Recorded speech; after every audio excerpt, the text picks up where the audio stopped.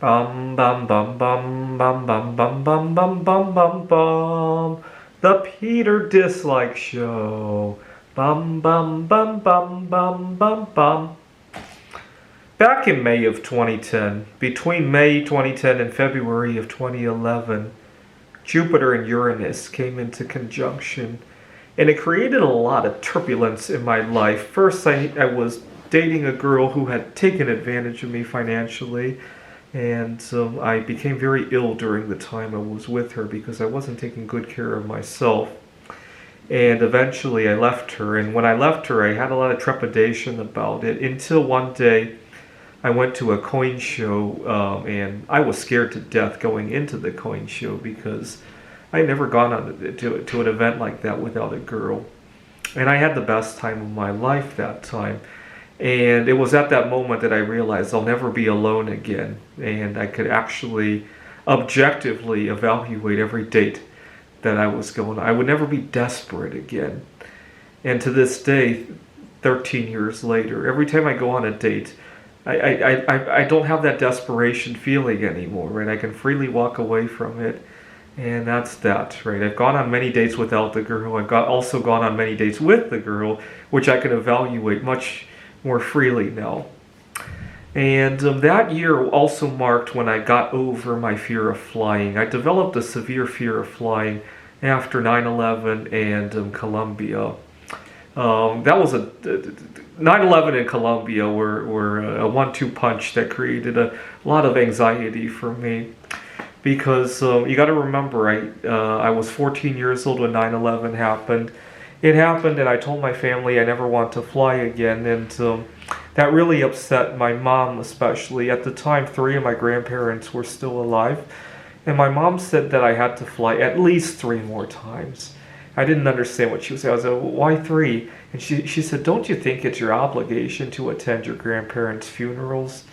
And at the time, I said, it's not a big deal. We have great technology now. I'll just take a look at pictures online. And I spoke too soon, right?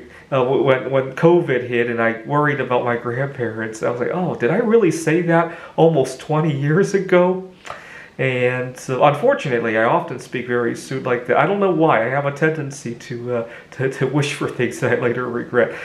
And I told my dad, one day we might just drive to Taiwan. I at the time I love road trips. The truth is that I really love sightseeing anyway.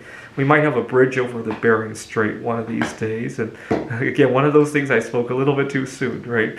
He says, that's really dangerous. Do you realize you might not even make one trip and survive that? I mean, good luck with that. I'll fly and I'll probably never get into a problem. And I said, well, what if one day flying was much faster and we could get to Taiwan in 20, 30 minutes? Maybe it won't be so scary anymore. It'll be like a theme park ride. And I think that was the only solution that all of us could agree on, right? That the idea of Zoom calling into a funeral, that really upset my mom. Right, we didn't call it Zoom calling at the time, obviously. The idea of driving to Taiwan really upset my dad. The idea of a really fast rocket to Taiwan, I think that was the one thing that was acceptable to all of us, and we left it at that. Let's hope that comes before I have to attend any of their funerals. Well, unfortunately, 2 years later, my wish for how to travel to Taiwan also became a nightmare as well, right? As a result, I didn't want to fly after that. Well, fast forward to 2011. I was working on my PhD. I had a conference I was going to school in Rochester, New York. The conference was in Louisville, Kentucky. And my advisor said, hey, look at this conference. Why don't you book a flight somewhere? And when she said book a flight somewhere, I without thinking, I gasped. I went, are you kidding me? And I said, I think I can drive there. My advisor went, what? And I explained to her that I hadn't flown for many, many years and I don't intend to. And so I drove to the conference. This was in 2009. And along the way, I had all sorts of car trouble. I blew a tire and the car engine stalled. And it really upset my advisor that I would even try something like that. He said, you had your adventure now. Can you fly next time? Because I'm looking at this conference in Italy that I think you'll like. And the conference was a year and a half out, and I didn't make any promises just yet. I said, you got to understand, I don't want to fly. I do anything but fly. I drive to Italy if it were possible. I take a boat there. And I submitted the paper to the conference in Italy, but back in my mind, I was hoping it wouldn't get accepted.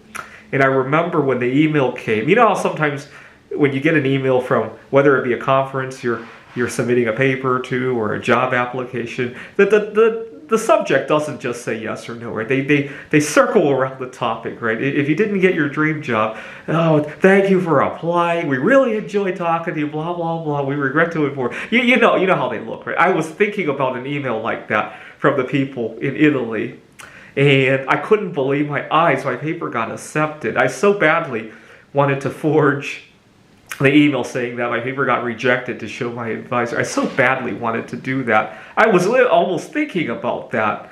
But then I thought about, at the time, this was in early 2011, I had been going on dates with myself for 6 months at this point now. I was ready to meet somebody new, and I thought about all the people I met in the United States. I really didn't get along with anybody here. I thought maybe I'll go to Italy and give it another try.